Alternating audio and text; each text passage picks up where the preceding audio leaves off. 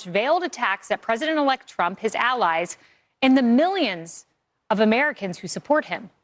And do not forget that 4 years ago, Biden promised to be a president for all Americans.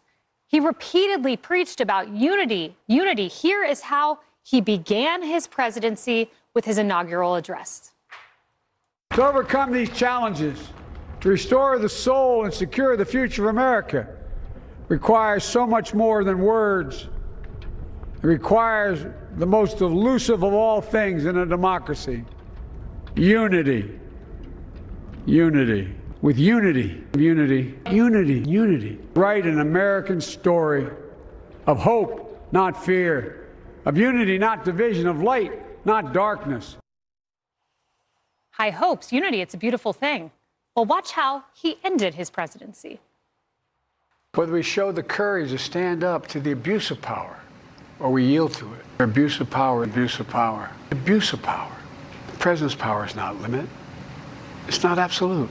Power and profit. Dangerous concentration of power. Concentration of technology, power, and wealth. No president is immune from crimes and oligarchies taking shape in America of extreme wealth, power, and influence that literally threatens our entire democracy.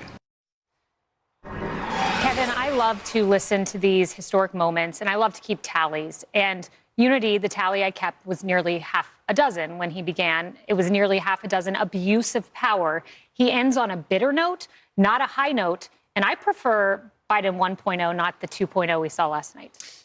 I think we should give respect to the first 46 years of the work and what he gave to the country. Unfortunately, his legacy has been tainted by the last four on metrics that everybody is going to remember for a long time. Border security, number one, a collapse in our position in terms of foreign policy, and inflation that just brutalized the average American family. They're not going to forgive him for that. 70% of the people feel that way this morning. Now, you go 20 years later, you think, gee, Nixon, he came out of that a little better.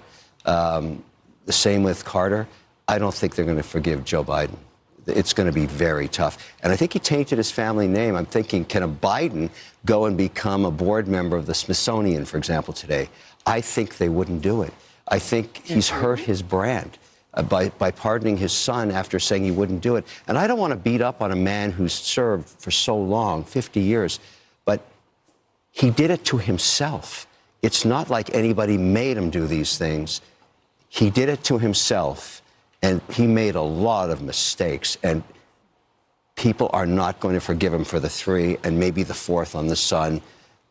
I'm sorry to say it, but it's the truth. I think you said that so well. You know, as I was thinking, what do I want to say last night after he gives his farewell address? I had in my notes 50-year political career. This is someone who incurred personal tragedy in life, who really rose from the ashes, became a United States senator, ran for president, became president. None of us will become president. He did. I wanted to acknowledge all of those accomplishments. But then he talked about an oligarchy coming to America, Emily. He made this bitter. It could have been about his storied political career. It did not. And here's the irony. To your point, Kevin, these two headlines. Look at this. CNN poll. Biden leaves office with his approval rating matching the lowest of his term. Okay? Now, how's this for irony? Fox poll.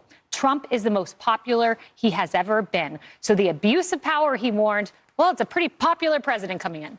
I was at an event this week in New York City for a particular book launch, wherein as the speaker was talking and said, you know, why and how did Trump win? And someone from the audience said, Biden. And everyone laughed. But the whole point is, it's true. And I thought last night's speech struck me not as a president at the penultimate finale of his 50 years of service, but almost as a junior political officer talking about what should happen. In fact, I was struck by the fact that he never once, it seemed, articulated any of his accomplishments, because at the end of it, what I was left with was a to-do list. And the interesting thing about the to-do list is that it seemed to have such a hypocritical landing. You know, as he talked about the congressman and trading stocks, and yet we know Nancy Pelosi and so many others have had so many questionable stock trades, as he talks about the oligarchy, as he talks about China, that America should take precedence over China. In all of those and more, we saw reflected in it. I thought, well, then why, Mr. President, did you make the decisions that you did? As he talked about the military industrial complex, as if it's bad, which it can be. And he just pass through a $500 million Ukraine package. I mean, every sentence he said, in my head, I was like, well, then why did you do this, Mr. President? And for him to land on what needs to be done, unfortunately, undermine his own legacy of service that he could have ended on one of those, that landing in the Olympics, the one landing after the vault, the one leg landing after the vault. Unfortunately, I think he took a spill. I love that you mentioned hypocrisy, because I do think that's a word that summed up the speech. At one point, he chose to lecture all of you about paying your taxes. Listen to this. That's exactly what we've done. People should be able to make as much as they can, but play by the same rules. Pay their fair share of taxes. So much is at stake. Here's the irony, Harris. As he said that, Doug Mills, the famous photographer, popped up a picture online of Hunter Biden over to the side, who didn't pay his fair share in taxes, but thankfully Dad gave him a pardon. Timing is everything. Yeah. Taking that picture, that shot at that one time. Two things come to mind and did as I was watching. One is he's been done with us, the American people, for quite a while. Like, I think he quit. My mother used to say, when you're leaving something, don't quit before you go, because the last thing you do is what they remember. He quit us. He quit on us, bro. And he did it, I think, right after they put Kamala in his seat. Yet he had all those months left to be president of the United States. And he started immediately working on himself on those days that he was not at the beach in Delaware. But he started not working for us, but tacitly working against us. And then he made it really clear that he was working against us by taking more than 600 million acres of oil that we could tap into to become energy independent again, by taking that and banning it, taking it out of Trump's hands to keep the promises on energy to help bring down inflation. The other thing I think that became abundantly clear to me, because he looked so visceral and had so much acrimony when you could understand him reading the prompter. And look, we just watched a replay of June 27th. He was having a hard time communicating. But it became clear to me that his team does not have his back. Like, didn't anybody look at the speech? It was clearly in the prompter.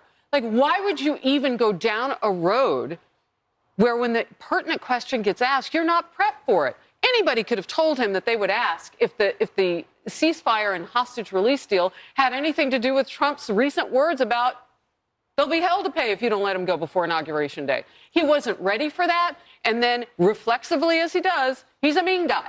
He turns around, oh, is that a joke? I mean, they didn't even prep him. He has not had the team to get him ready for the biggest moments, even before he took his eye off us. But it's especially important now because our enemies are really leaning in. By the way, the deal as of this hour has not been solidified yet because the Israeli cabinet hasn't voted on that yet. So he could have been magnanimous and said, you know what? Let's wait till it comes officially into play. But meanwhile, it takes everybody to get a deal like this.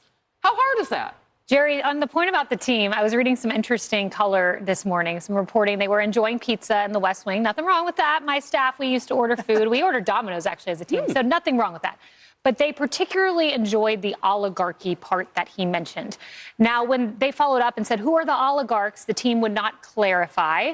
Someone on the team said, oh, maybe Elon Musk. A reporter, asked, so they gently leaned in without saying it's Elon Musk. But you've got to presume he's meaning Elon Musk, Mark Zuckerberg, Jeff Bezos, these billionaires who helped to build the country, who are now, saying maybe we should be a little more equitable. Where is the credit? Where is the credit for these guys? Elon Musk, Zuckerberg, Bezos, you name it, a number of CEOs who have made big differences for this country and have led us to be number one in technology. These are the people who are going to lead us in AI, and we have to dominate AI because if we don't, China will. So kudos to these guys. They've done a lot for us. And the whole idea that the left is mad at Elon Musk makes me crazy because he's the one who developed their favorite product in the world, the electric car. So how can you be mad at him? Yeah. And look, hey, if you want to achieve parity at your newspaper or on Facebook and achieve